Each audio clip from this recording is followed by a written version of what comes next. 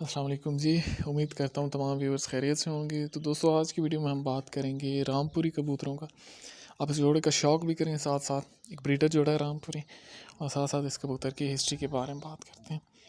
تو جی اسٹارٹ ہوتی ہے ہسٹری اس کی ریاست رام پور کے والی تھے رستم علی خان صاحب۔ ان کے پاس سفید کبوتر تھے لال ڈبدار، یہ تھے پروازی کبوتر، اور ان سے وہ لگاتے تھے شاہ جہان پور کے پٹھانوں سے بازیاں جن کے پاس ہرے کبوتر تھے۔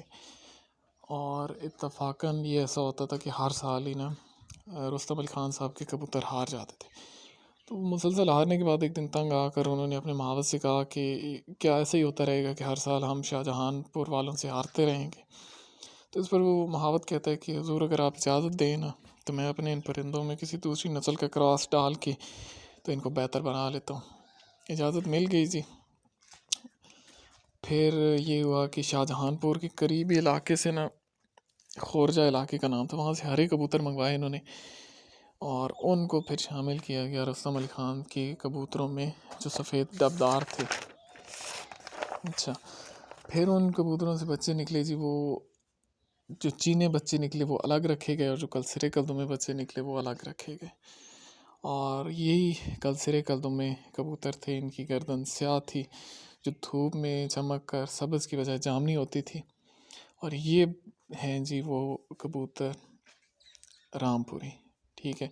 اور ان کی خاصیت اور بھی تھی اس ٹائم پہ بھی، جو آج کل بھی ہے، کہ نوک کے اوپر اور جبڑے کے نیچے ان کی سفیدی ہوتی ہے، باقی ان کی گردن سیاہ ہوتی ہے۔